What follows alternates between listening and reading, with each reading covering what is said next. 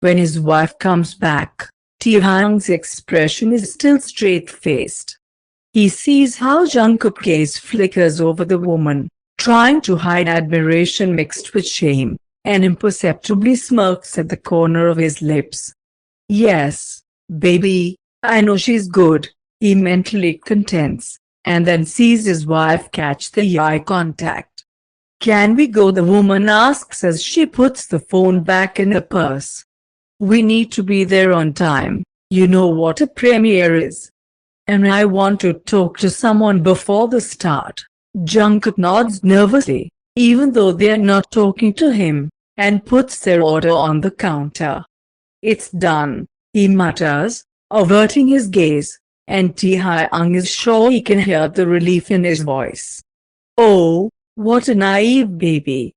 Count it on me. Okay, Hanbin asks with a cheeky smirk as he picks up all of their order from the counter in a coffee carrier, and Jungkook nods, inhaling nervously. For the sake of the goddess, Mr. Park Jimin, pay the boy. The woman arches an eyebrow, and the friend turns to her. This is my place now, no need to make a money-losing business even more money-losing. She lets out a chuckle, but Hanbin just shakes his head and then gives Jungkook another look. I'll stop by one of these days, we'll talk more, Jungkook, he winks, then moves towards the exit, holding the door and nodding at Taehyung, who is still narrowing his eyes at the boy. Can we go? He asks suggestively, and Taehyung nods, jiggling his cheekbones. Yeah, let's go. We are already late. He hides behind the door of the coffee shop without saying any words of goodbye, and who is Jungkook to say goodbye to him, right?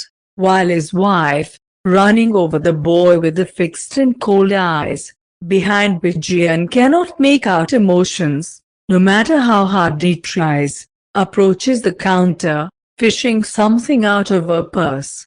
Take it, she puts several bills on the surface. You don't have to pay, Mom, Jungkook his head, his voice trembling slightly. But it's hard not to tremble when you look into the eyes of a woman whose husband's lap you've been in for so many nights. You know? It's even harder when you just found out about her existence. Mr. Park will pay later. It's all right. Let him pay, she grins. And think of it as a tip. What? The woman shakes her head as she licks her lips. Jungkook notices that it doesn't even harm her lipstick, and only once again he has time to admire how beautiful Mrs. Kim really is.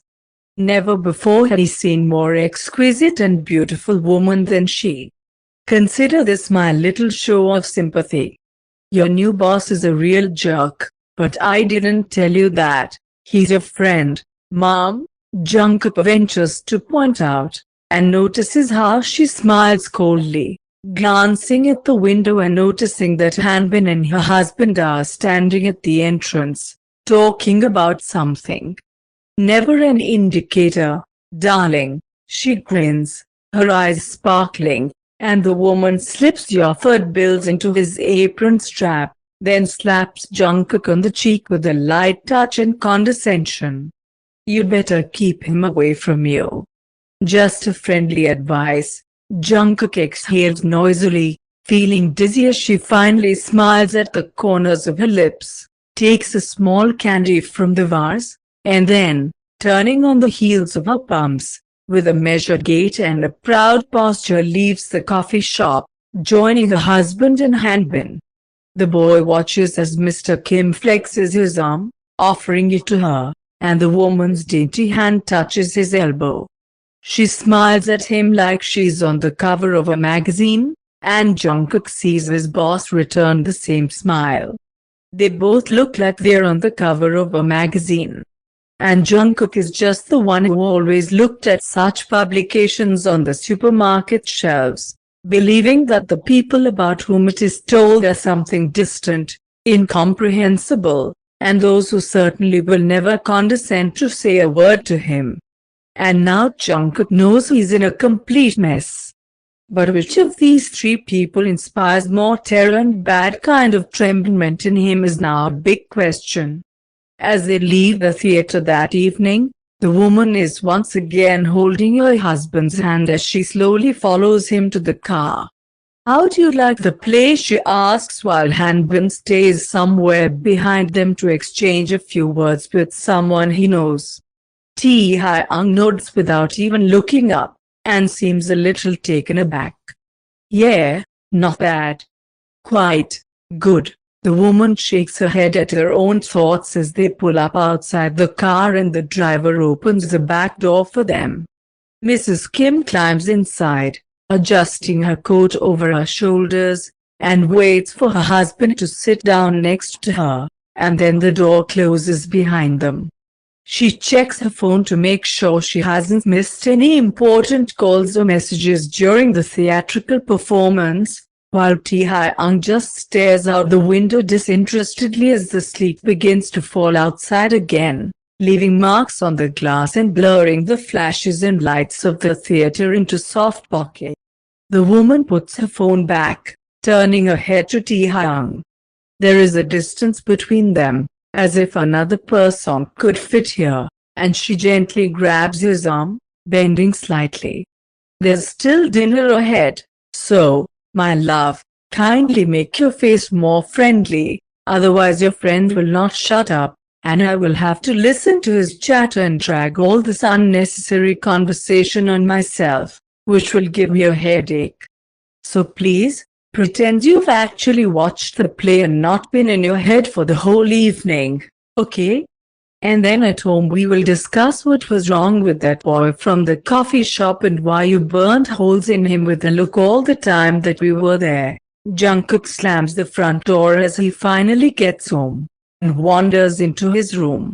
Throwing his backpack on the floor, the boy takes off his jacket with fur. Maybe it's time to wash it finally, and then sends his soaking wet Converse to dry on the radiator along with the same soaked socks. The boy rubs his frozen feet with his hands, hoping that he has not frostbitten his toes, and immediately pulls on warm knitted socks. He changes from jeans and a hoodie with a t-shirt to home pants and an old jumper, and then, stroking his rumbling belly, he gets out into the kitchen. Not much to choose from, he mentally sighs as he peers into the fridge. He and me haven't been out grocery shopping in a while, and their stock seems to be running out even faster than usual. One of their crappy flatmates must be stealing their food, Jungkook thinks, and then he pulls a can of tomato soup out of the fridge, popping it in the microwave right away, and making himself a couple of toasts with the pieces of bread he found in one of the cabinets. No, it's definitely time for her to get out to the grocery store. Maybe tomorrow. After finishing dinner, Jungkook grabs his hot meal, trying not to think about how tired he is of eating cheap canned food, and returns to his room, wrapping a deep plate shaped like a jar from which he poured soup, with a towel so as not to burn his hands.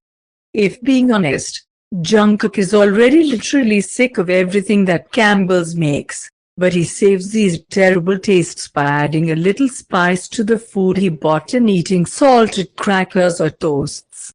It's still better than not eating at all, because he never has the energy and time to cook anyway. Jungkook climbs onto the bed, setting the bowl of soup with the toast on top of it on the windowsill next to the bed, and picks up his textbooks and notes from the floor, spreading them around him. If Taehyung sent him for the day off, Jungkook will put it to good use preparing for the upcoming winter exams. So, having found the right page in the textbook, which he stopped at last time, he picks up the soup, stirring it lightly with a spoon, and begins to dine, plunging into the economics. He stays like that for almost an hour, until Mi suddenly decides to look into his room. "Hey, Jungkook," she comes inside, already dressed, but with her hair still slightly damp. "Oh, why aren't you ready yet?" The girl raises her eyebrows. We are going to be late for work. Yeah, right. Jungkook sighs, looking up at her. Mr. Kim sent me on a day off. What? She frowns. Why, I wish I knew. He lets out a sad chuckle, and the girl sits down across from him, moving the boy's textbooks a little, and studying her friend's face. Hey, are you okay? You look like you're constantly solving something in your head. She tries to laugh, but Jungkook just purses his lips, sighing. What's up, Jungkook? It's just, remember when I told you about that importunate guy? The one who always hangs out in the coffee shop and tries to flirt with me. Yeah. Me nods and starts combing through her damp hair, twisting the strands around her fingers to form curls. Has he done something today? How do you say this? Jungkook laughs mirthlessly, licking his lips. Buying a coffee shop and becoming the new owner counts as something. Oh. The girl covers her mouth in shock with her hand. He bought the coffee shop? God, why does he need this hole at all? Jungkook shaking his head. I don't even want to know. But the fact that he'll be showing up there even more often, and is flirting now that he's the owner, is even more insistent. I don't like it. I see that you are lucky for the bosses who lay eyes on you. Me laughs, and then notices a grim look on her friend's face. Is there something else? The boy sighs, pushing the hair out of his forehead. Mr. Park, this guy, stopped by the coffee shop this evening. Actually, it was today that he said that he had bought it. He was going to the theater with his friend and the wife of his friend, and decided to treat them to coffee, and the blonde quirks an eyebrow. Why do I need these details? Do you know who that was? Mr. Kim. Mr. Kim and his goddamn wife. The boy lets out a breath and shakes his head. I feel disgusting. Damn it, me. He booked me for privates every other night, and sometimes even night by night, and he has a wife. He had a fall this time. Me licks her lips and shrugs her shoulders as she continues to work on her hair. And why are you surprised at all? She sees his questioning look as she continues. Mr. Kim is just like any other the moth client, Jungkook, who cheats on his wife and comes. He's just like everyone else, except maybe Taehyung has the brains to buy a business and make money from it, not just spend it. But otherwise, she spreads her hands. There is no difference. Jungkook swallows nervously, then nods hesitantly and looks down as he closes his textbook with a bookmark. Yeah, you're probably right. You didn't think he had a crush on you or something, did you? The girl laughs, and Jungkook shakes his head. Of course not. Yeah, in it. A little. Jungkook imagined himself as the heroine of the Pretty Woman for a second. I didn't imagine myself as anyone. He purses his lips. I know who he is and who I am, me. It's just, before I knew he had a wife, I felt better. And now I feel. You've been talking about yourself like that ever since you started working for the moth. She touches his shoulder, stroking it. Come on, kill it. Jungkook, they all have wives. The wives just for show, and to get a hard-on. They thought of us and the way we for them.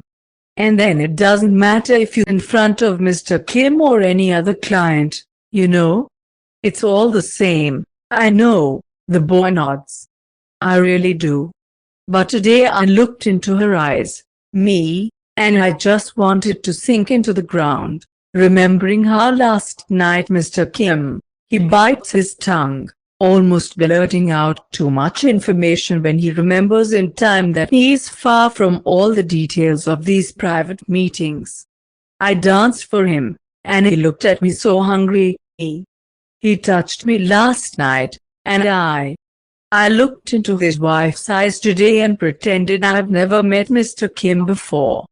I was making coffee for them while he was calling her darling. Me sighs, rolling her eyes. Forget it. You're not his lover, Jungkook. Mr. Kim is our boss and he pays you to dance for him. You're just doing your job. None of this is your fault. For some reason, I still feel like it is my fault. Mi rises from her seat, stroking his hair. You need to learn to take it easier on yourself. And then it will become easier to live with. Jungkook, I've already told you that about 1,000,000 times. She gives him a peck on the cheek before giving up a short goodbye as she walks out the door. Jungkook wishes her a good shift at the Moth, and exhales noisily, falling on his back and sinking into the pillows. He lies on the bed, looking at the flaky ceiling of his room, and feels like he wants to growl from hopelessness.